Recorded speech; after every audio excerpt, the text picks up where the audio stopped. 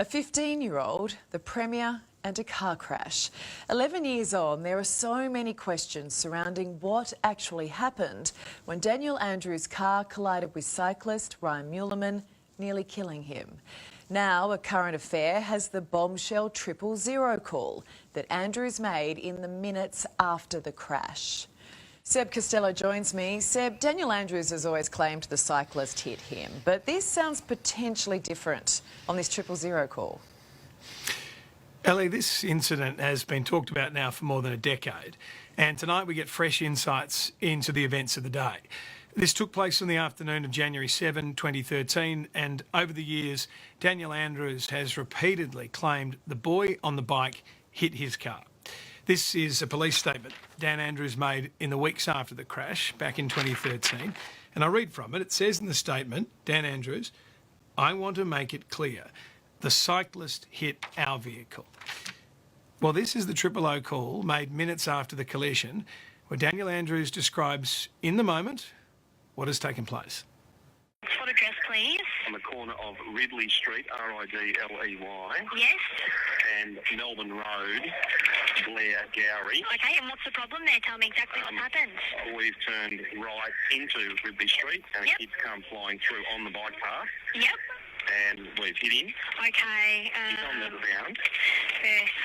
All right, are you with him now? We are with him now. Is there just one person that needs attendance to the ambulance? one person How that old needs is he? He's a teenager. Teenager? I'd say he'd be, he's Roughly? not tall. He'd be 15. We hit him. We just heard that there on the call.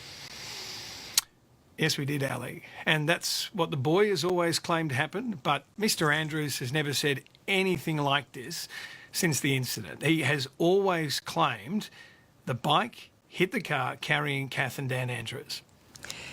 And Seb, there are other details in this 000 call that raise further questions as to where was Dan Andrews when he made the call and how long was it after the crash? Well, Ellie, my understanding is that witnesses heard the crash at about 1:02 p.m. The 000 call was then logged at 1:07, and I'll play some more of it now. You'll hear Mr. Andrews asked a lot of questions about what is going on at the time of this call. Was someone else on the phone to the ambulance, maybe? I don't think so. Oh, okay. My wife might be, but Oh, no worries. We've just had a job pop in for Ridley Street, Blair, Gowrie for a similar thing, for a bike versus car. So I'd Well, that's say the one. it's the same job.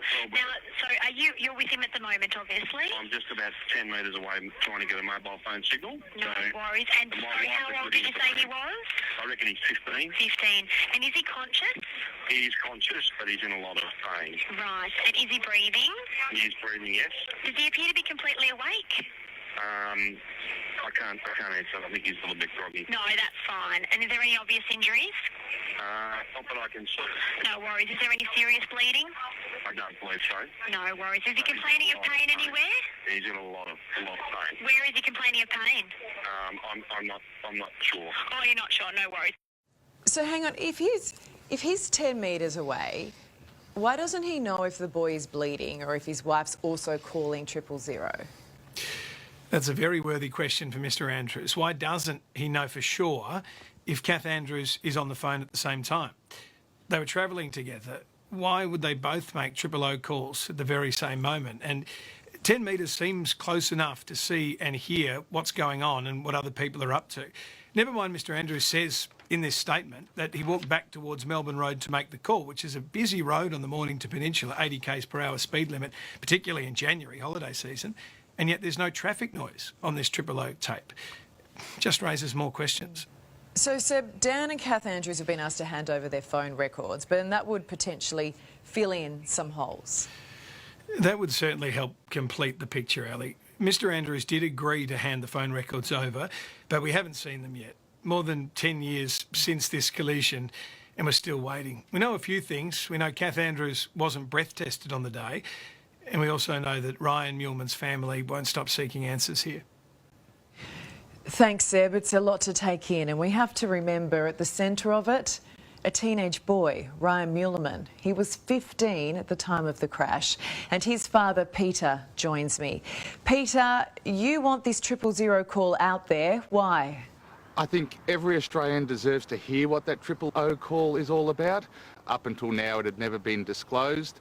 So now, with all Australians being able to hear it, that transparency is there and they'll be able to make something of a judgment for themselves. What did you think when you first heard the 000 call? It was disturbing. It was chilling. As the father of the boy in that accident, it paints the picture. We relive it just about every day, and it vindicates my son's version of events, that with Andrews admitting on that call that we hit the boy, as opposed to my son hitting the car. And that's it. It is different to what he said previously. We're yet to see his phone records from that day, and I guess the problem Dan Andrews has now, it casts doubt on his version of events. I know what has occurred on that day, and the facts that we've brought forward and the evidence that we've produced are painting a clearer picture of that, and they're certainly contradictory to what he said in that phone call. Because, Peter, what I think is often missed in all of this is your poor son Ryan, the victim. I mean, he was just a kid at the time and he is still struggling.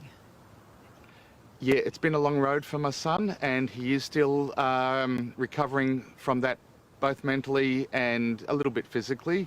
But yeah, he was 15 at the time. Here we are 10 years down the track. We're trying desperately to give him an opportunity to get a life back. Can you just remind us of what his injuries were and what that recovery looked like?